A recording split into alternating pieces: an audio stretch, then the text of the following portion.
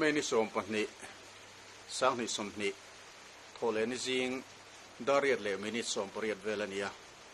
zema bok field chak kong pui kual zawlai takhani tuna hian hei motor pakhat pickup truck pakhat hela hian ron thleng meka hei hi artui chau phur emo anti line namdang vai hela hianin an lo phuru teu mai ni na langa kan thlir zeldon ani hei hi CCTV footage ania a number po alang chiang khop maya motor number hi MZ01P 9994 ani chuan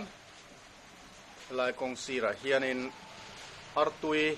in leiduem tin ta hianin pakhat khe chu thla ti lai dor a hianin avazota dor nei tunu aron chuak thuai don ani dor nei tunu he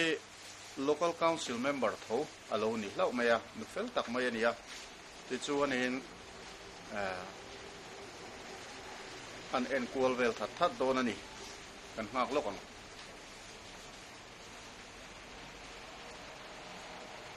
anung lampang kami sil polina akhu na lai hi hei an khoi vel that thata driving cap chunga chuangte a pa bevelani ti chuanin dor nei tunu chunan keuta a phuzok mai a bhek dor mai ni bhek dor mai ti chuanin trede uthot te ponia pakhat kharang mangkhengin a ron chukha a sil polin keuna kha aron siam thatwat kha kan mu thei mai ome ti chuanin artui po chun sal ta chi chuang lova an hlau thong ding e yang lola ding te u tin lola ding ro atia mar chun tlan luita ni thil thalo tak an ti ni na langa